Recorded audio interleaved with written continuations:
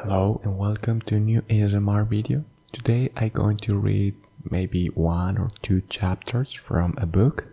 This is a domain public domain, so basically I don't will have any issues with copywriting.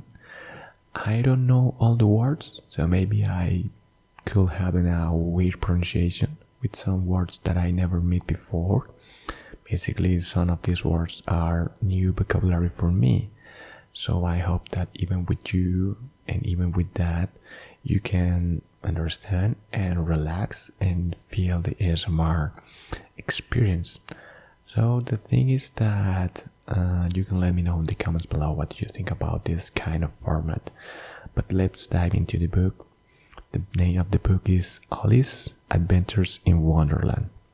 So I go to scroll down a little bit until I found the chapter 1, and yes, let's get started. Okay. Chapter 1, Down the Rabbit Hole. Alice was beginning to get very tired of sitting by her sister on the bank and of having nothing to do. Once or twice she had peeped into the book her sister was reading, but it had no pictures of conversation in it. And what is the use of a book to Alice without pictures and conversations? So she has considered her own mind as well as she could for how they make her feel very sleepy and stupid. Whether the pleasure of making a daisy chain will be worth the trouble of getting off picking the daisies, when suddenly a white rabbit with the pink eyes ran close by her. There was nothing so very remarkable in that, nor did Alice think it so very much out of the way to hear the rabbit say to itself, oh dear, I shall be late." When she thought it over afterwards, it occurred to her that she ought to have wondered at this, but at the time it all seemed quite natural. But when the rabbit actually took a watch out of his waistcoat pocket and looked at it and heard it on, Alice started to her feet, for it flashed across her mind that she had never before seen a rabbit with either a waistcoat pocket or a watch to take out of it, and burning with a curiosity, she ran across the field after it, and fortunately was just in time to see it pop down a large rabbit hole under the edge. In another moment down went Alice after it, never once considering how in the world she was to get out again. The rabbit hole went straight out like a tunnel for some way, and then dipped suddenly down, so suddenly that Alice had no a moment to think about stopping herself before she found herself falling down a very deep well. Either the well was very deep, or she fell very slowly, for she had plenty of time, and she went down to look about her and to wonder what was going on to happen next. First, she tried to look down and make out what she was coming to, but it was too dark to see anything. Then she looked at the sides of the well and noticed that they were filled with cupboards and bookshelves. Here and there she saw maps and pictures hung upon pegs. She took down a jar from one of the shelves as she passed. It was labeled orange marmalade, but to her great disappointment it was empty. She did not like to drop the jar to fear of killing somebody underneath. She managed to put into one of the cupboards, and she fell past it. Well, to Alice to herself, after such a fall as this, I shall think nothing of tumbling down the stairs. How probably they you all think me at home. Why, I will say anything about it, even if I fell off the top of the house, which was very likely true. Down, down, down. Will the fall never come to an end? I wonder how many miles I be filing to by this time, she said aloud. I must be getting somewhere near to the center of the earth.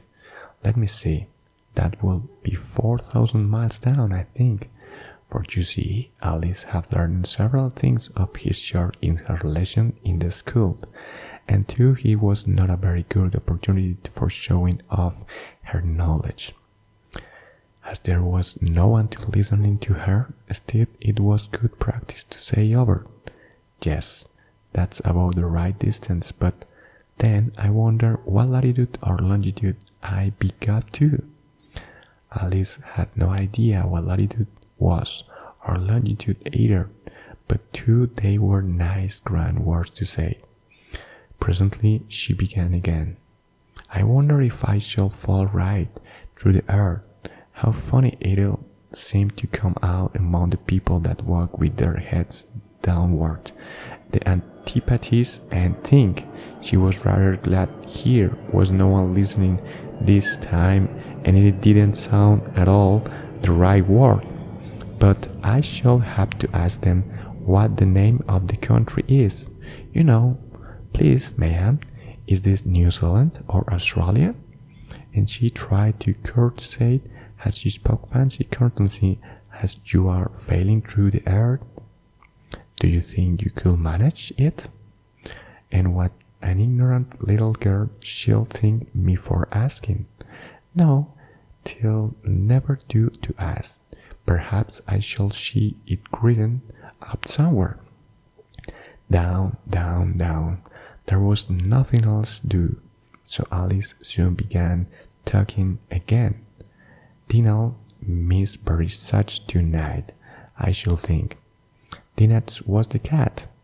I hope they'll remember her sauce of milk at the tea time. Dinah, my dear, I wish you were down here with me. There are no mice in the earth, I'm afraid, but you might catch a bat, and that's very likely a mouse. You know, but do cats eat bats, I wonder?" And here Alice began to get rather sleepy and went on saying to herself in a dreaming sort of way, "Do cats eat bats? Do cats eat bats? And sometimes do bats eat cats?" For you see, as she couldn't answer either question, it didn't much matter which way she put it. She felt she was dozing off, and had just begun to dream that she was walking hand in hand with Dinah, and saying to her very earnestly, "Now, Dinah, tell me the truth, did you ever eat a bat?" When suddenly, thump, thump, down she came upon a heap of sticks and dry leaves, and the fall was over. Alice was not a bit hurt, and she jumped up on her feet in a moment.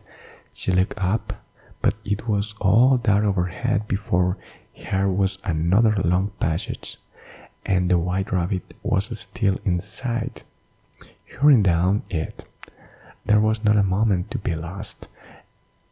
Away went Alice like the wind, and was just in the time to hear it said at the turning corner, "Oh, my ears and whiskers, how late it is getting."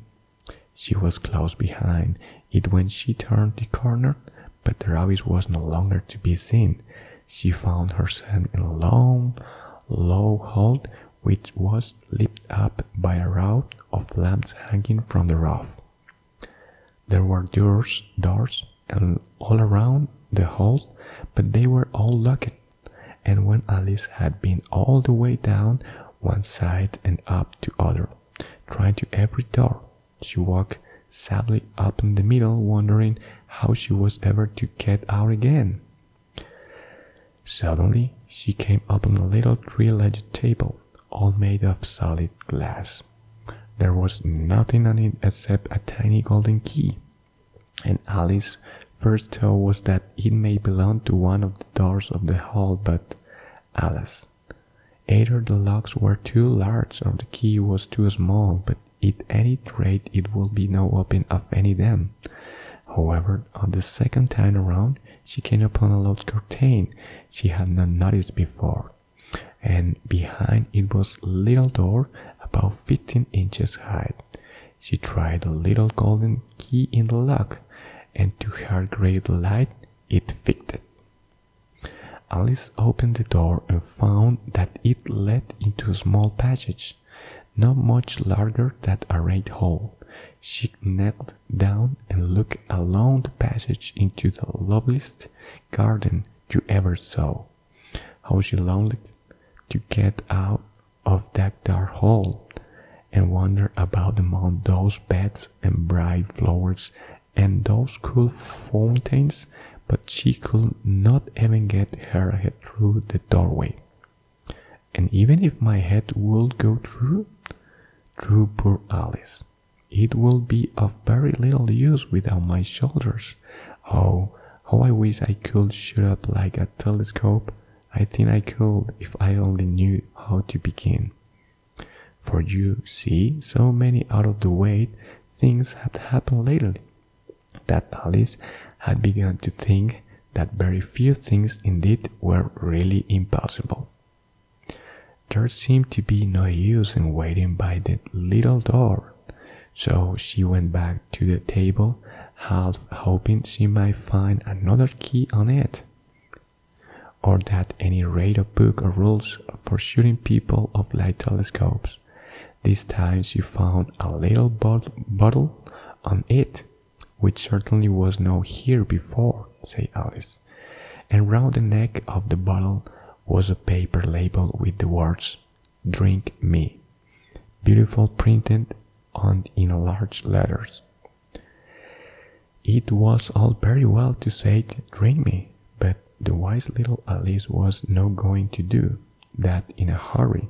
"No, I'll look first," she said, and see whether it marked poison or not, for she had read several nice little histories about children who had go burned and eaten up the wild beast and other unpleasant things, all because they would not remember the simple rules their friends had taught them, such as that red hot poker will burn you if you hold it too long, and that if you cut your finger very deeply with a knife, it usually bleeds. And she had never forgotten that if you drink much from a bottle marked poison, it is almost certain to disagree with sooner or later. However, this bottle was no marked poison, so Alice ventured to taste it, and finding it very nice, it had in fact a sort of mixed flavor of cherry tart, curd, pineapple, roast turkey, toffee, and whole buttered toast. She very soon finished it off. "What a curious feeling," said Alice. "It must be shooting up like a telescope." And so it was indeed. She was not only 10 inches high, and her face brightened up at the thought that she was now the right size for going through the little door into that lovely garden.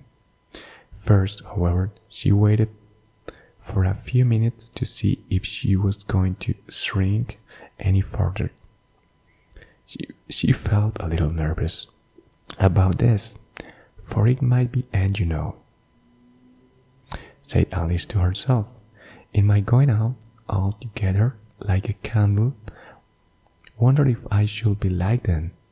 And she tried to fancy what the flame and the candle is like after the candle is blown out, for she could not remember even having seen such a thing.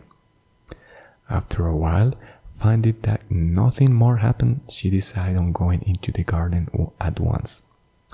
But alas for poor Alice, when she got to the door, she found she had forgotten the little golden key, and when she went back to the table for it, she found she could not possibly reach it. She could see it quite plainly through the glass, and she tried her best to climb up one of the legs of the table, but it was too slippery. And when she had tried herself to quit trying, the poor little things sat down and cried. "Come, there's no use in crying like that," said Alice to herself, rather sharply.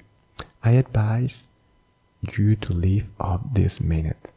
She generally gave herself very good advice, though she very seldom follow it.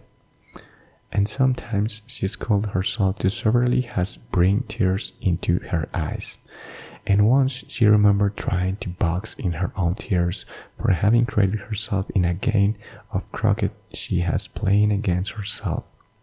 For this curious child was very fond of pretending to be two people. But it is no use, thought poor Alice, to pretend to be two people. Why there's hardly enough of me let me to make one respectable person. Soon her eye fell on a little glass box that was lying under the table. She opened it and found in it a very small cake on which the words "Eat me" were beautifully marked in curtains. "Well, I'll eat it," said Alice, "and if it makes me grow larger, I can reach the key, and if it makes me grow smaller, I can creep under the door. So either way I'll get into the garden, and I don't care which happens." She ate a little bit and said anxiously to herself, "Which way? Which way?" holding her hand off her top of her head to feel which way it was growing, and she was quite surprised to find that she remained the same size. To be sure, this generally happens when one eats cake, but Alex had got so much into the way of expecting nothing but out of the way things to happen that it seemed quite dull and stupid for life to go on in the common way. So she set to work and very soon finished off the cake. Well, that was the chapter 1 of this tale. So I'm trying different kind of videos and formats. I keep trying different new ideas, so I hope that you really like this video. So if you maybe like that I try different kind of tales of histories or something like that, well, it has to be a public domain, but I can try it and search for those tales and make this ASMR, whispering tales or histories or stories about something. So I hope you really like it. So also, if you watch until this point of the video, I appreciate a lot. Thank you so much, and I hope I'll see you in the next video.